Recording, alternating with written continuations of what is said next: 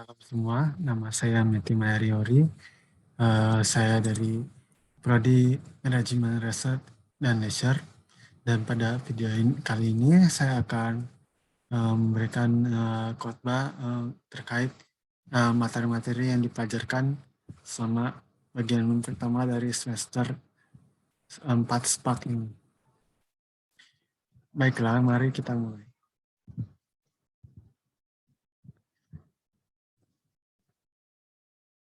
Kita mulai dari bagian Yesus Kristus. Siapa itu Yesus Kristus? Dari dahulu kala, orang memanggil Yesus dengan banyak sebutan. Ada yang memanggil Tuhan Yesus sebagai berbagai julukan seperti nabi, guru yang baik, dan manusia yang saleh. Namun, bagaimana para muridnya memandang Yesus yang mereka ikuti selama ini? Berdasarkan dari Matius 16 ayat 15 sampai 20, Petrus mengatakan bahwa Tuhan Yesus adalah seorang Mesias. Maka Tuhan Yesus berkata, "Berbahagialah engkau, Simon bin Yunus, sebab bukan manusia yang menyatakan itu kepadamu, melainkan Bapakku yang ada di sorga." Mungkin nama Mesias sudah cukup sering kita dengar sebagai umat Kristen. Namun, apa makna dari kata Mesia itu sendiri, sampai sebutan itu dikaitkan kepada Tuhan Yesus? Kata Mesia itu didapatkan dari kata Ibrani, yang bermakna yang diurapi, di mana kata itu datang dari pemahaman Yahudi bahwa akan ada seorang tokoh yang akan menjadi wakil dari kehendak Tuhan pada masa depan dan akan membawa keselamatan bagi orang Yahudi. Lalu, apabila Mesias sendiri bermakna sebagai wakil dari Tuhan yang turun ke bumi, apakah itu berarti Yesus dengan Tuhan yang ada di surga merupakan entitas yang berbeda? Pada Yohanes 10 ayat 30, 10 ayat 30, Yesus berkata, "Aku dan Bapa adalah satu." Berarti Yesus adalah Tuhan atau bagian dari Tuhan. Seperti semestinya bagaimana ia dipanggil sebagai anak Tuhan yang satu-satunya. Sudah dapat dipastikan bahwa Tuhan Yesus merupakan tokoh yang dikenal sebagai Mesia, karena ia merupakan anak dari Bapa yang ada di surga dan turun ke bumi untuk menyelamatkan manusia dari dosanya. Perkataan-perkataan yang ditulis di Alkitab bukan kata-kata atau pendapat yang datang dari para pengikut Yesus, melainkan kata-kata yang diturunkan oleh Bapa yang Maha Kuasa. Yesus itu adalah Tuhan, dan ia kekal, tinggal selama abadi di sebelah Bapa yang ada di surga. Oleh maka itu, ia rela untuk mengorbankan dirinya untuk mati di atas kayu salib, agar kita dapat hidup lepas dari dosa. Amin.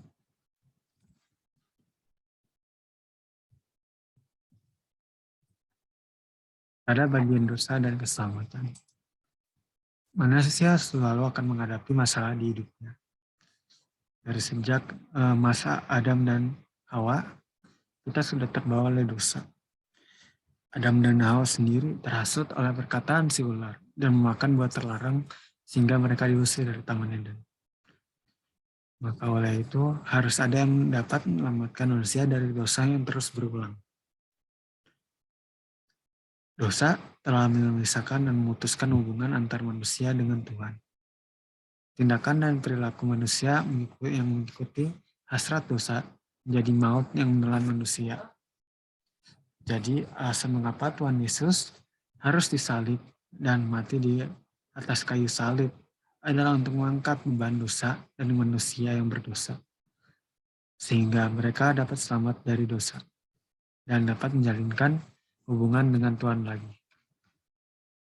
Apa itu dosa? Bagaimana dosa itu bekerja? Bagaimana dosa dapat mempengaruhi setiap manusia? Dosa merupakan sebuah benih potensi untuk melakukan kehendak yang jahat. Hal itu sudah ada sejak bayi yang baru dilahirkan. Karena pada setiap orang ada benih dosa di dalam dirinya, maka tidak mungkin ada orang yang tidak berdosa. Jika kalau kita baca dari Roma 7, Roma 7 ayat 17 sampai 22, kalau demikian bukan aku lagi memperbuatnya, tetapi dosa yang ada di dalamku. Sebab aku tahu bahwa di dalam aku, yaitu di dalam aku sebagai manusia, tidak ada sesuatu yang baik. Sebab kehendak memang ada di dalam aku, tetapi bukan hal berbuat apa yang baik. Sebab bukan apa yang aku kehendaki, yaitu yang baik yang aku perbuat, melainkan apa yang tidak aku kehendaki, yaitu yang jahat yang aku perbuat. Jadi jika aku berbuat apa yang tidak aku kehendaki, maka bukan lagi aku yang memperbuatnya, tapi dosa yang diam di dalamku. Demikianlah aku dapati hukum ini, jika aku mengendaki berbuat apa yang baik, yang jahat itu ada daripada aku. Sebab di dalam batinku, aku suka akan hukum Allah. Kita bisa memahami dari bacaan tersebut bahwa jika aku tidak melakukan sesuatu yang berdasarkan kehendak sendiri, maka oleh itu bukan aku yang melakukannya, namun dosa yang berada di dalam diriku. Berarti dosa itu merupakan sebuah identitas di dalam diri kita. Dosa-dosa ini akan mencelakakan sesama manusia agar kita jatuh ke tangan maut. Lalu bagaimanakah agar kita selamat dari genggaman maut? Tuhan Yesus sendiri telah menjadi pengganti kita untuk menanggung segala dosa manusia saat Ia mati di atas kayu salib. Maka dari itu, apa yang kita bisa perbuat untuk tetap mempertahankan kesempatan ini yang telah diberikan kepada kita dari Tuhan Yesus adalah untuk menjadi lebih dekat dengan Tuhan, berkomunikasi dengan Tuhan melalui doa dan firman Tuhan, dan menjadi saksi atas mukjizatnya. Bagian ilustrasi roda. Ilustrasi roda merupakan sebuah penggambaran tentang bagaimana seharusnya umat Kristen bertumbuh. Seiring kita hidup di dunia ini, pasti kita akan menghadapi berbagai tantangan yang akan menguji kita. Bagaimana kita seharusnya memilih tindakan dan pilihan yang tepat terkait masalah-masalah tersebut. Lalu, apa saja bagian dari ilustrasi roda? Bagaimana ilustrasi ini dapat membantu kita dalam kehidupan kita sehari-hari? Pada gambar ilustrasi roda, kita dapat melihat bahwa di tengah ada tulisan Kristus. Mengapa Kristus menjadi bagian tengah dari ilustrasi roda? Karena Tuhan Yesus merupakan sumber kehidupan. Tuhan Yesus merupakan pusat dari kehidupan, dan seperti yang dikatakan dalam Yohanes pasal 15 ayat 5, akulah pokok anggur dan kamulah ranting-rantingnya. Barang siapa tinggal di dalam aku dan aku di dalam dia, ia akan berbuah banyak. Sebab di luar aku, kamu tidak dapat berbuat apa-apa. Bahwa kita tidak dapat berbuat apa-apa tanpa Yesus.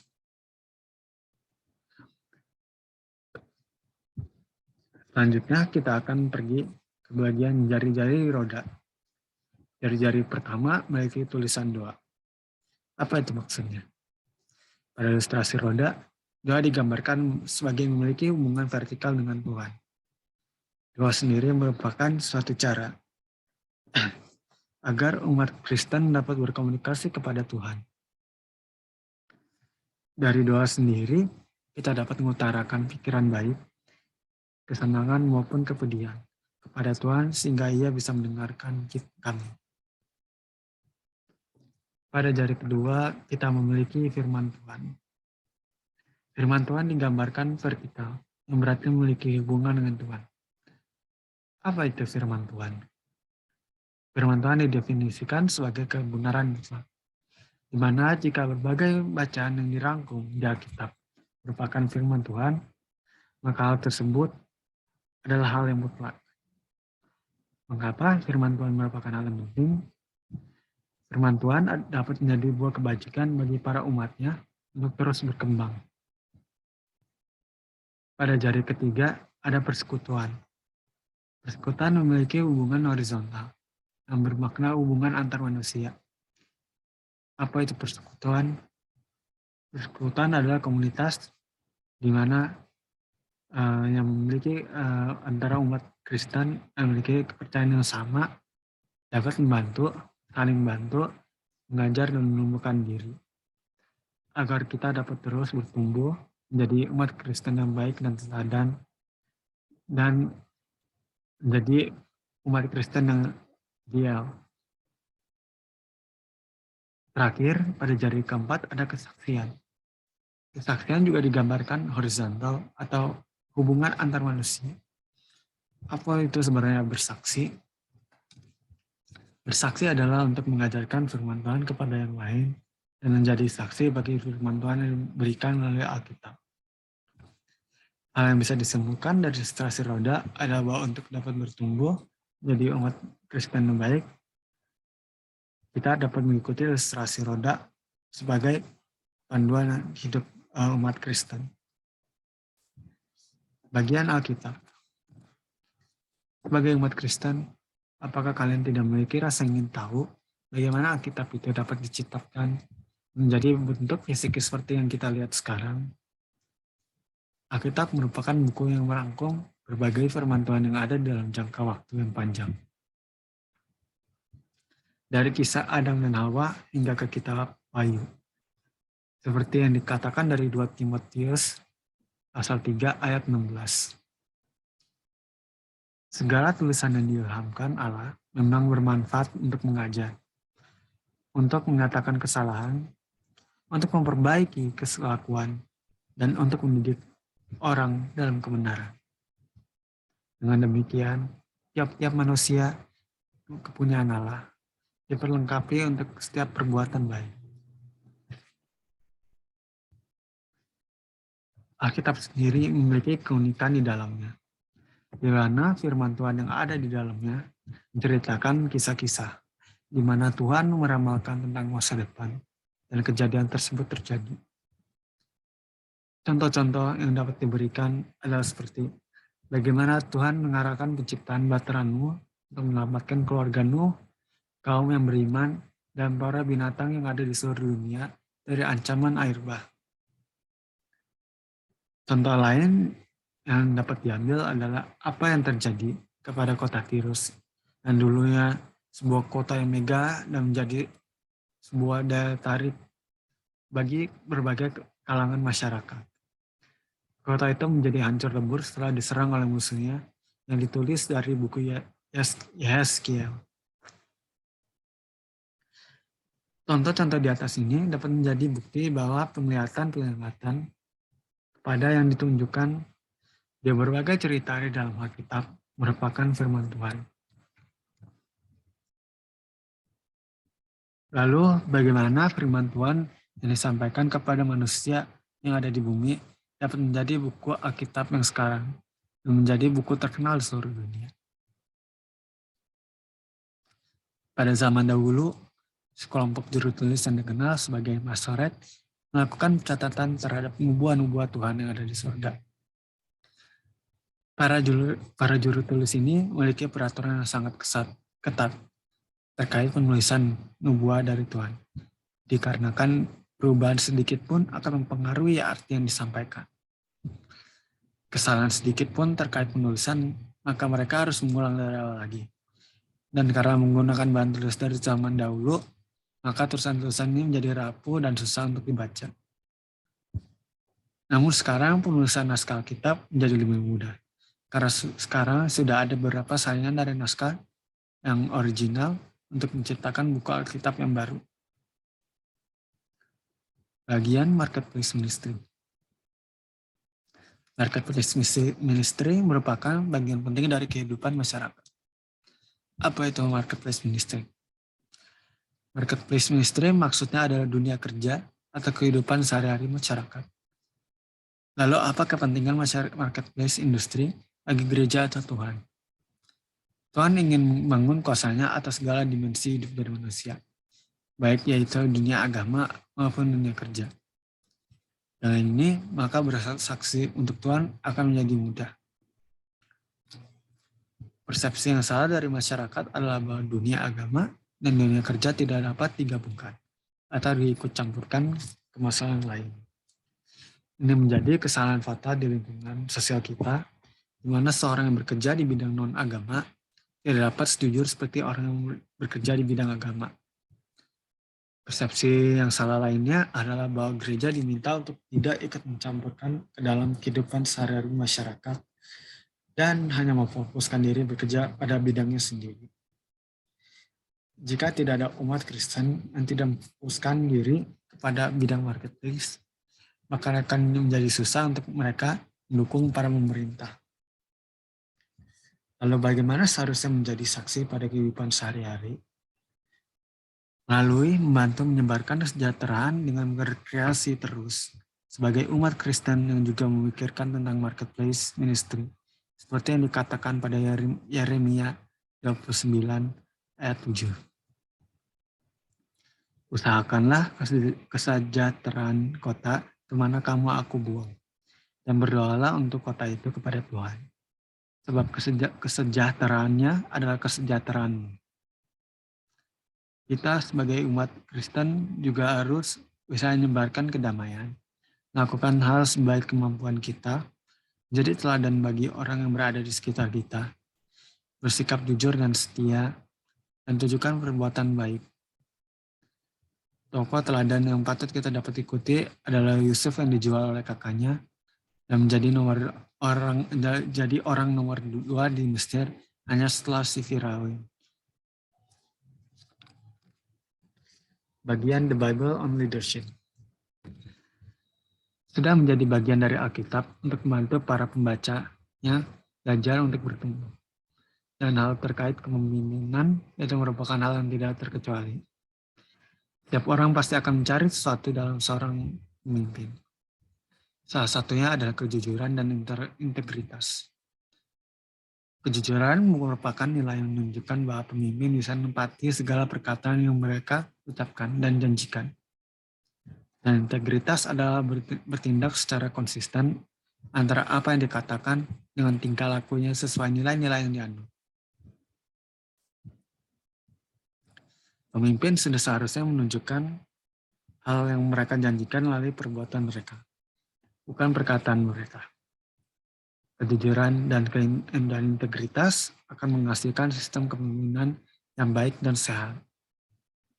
Salah satu tokoh di dalam Alkitab yang patut dicontohkan sebagai seorang pemimpin adalah Nabi Nuh yang memimpin semua yang berada di atas Bahtera Nuh selamat dari air bah. Tokoh kedua adalah Musa yang memimpin bangsa Israel dari Mesir dan melawan terhadap pasukan memburu mereka. Sebagai seorang pemimpin, sudah seharusnya memimpin mengutamakan orang lain dalam tujuan. Seperti wanita cantik yang menjadi ratu Persia yang berani mengorbankan dirinya untuk keselamatan bangsa. Alkitab sendiri memiliki bacaan yang bermanfaat agar umat Kristen selalu tetap pada tujuannya.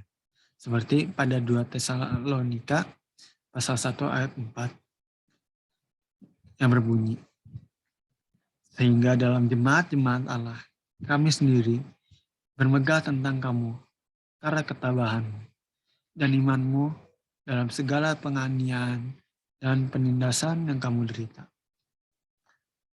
Berbagai hal yang dapat kita pelajari dari bab ini adalah the golden rule atau peraturan emas yang menyatakan mereka yang memiliki emas membuat aturan.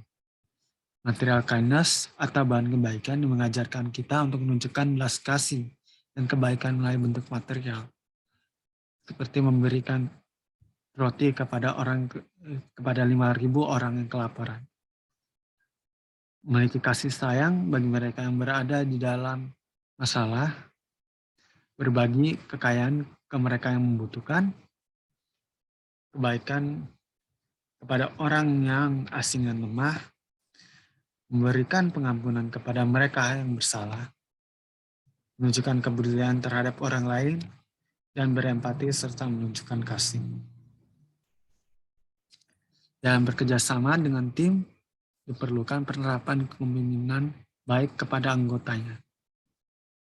Hal ini dapat ditunjukkan dari kerendahan hati, komunikasi yang baik, pengembangan dan tindakan yang terencana di dalam kelompok. Baik, itu saja khotbah dari saya. Terima kasih. dan shalom.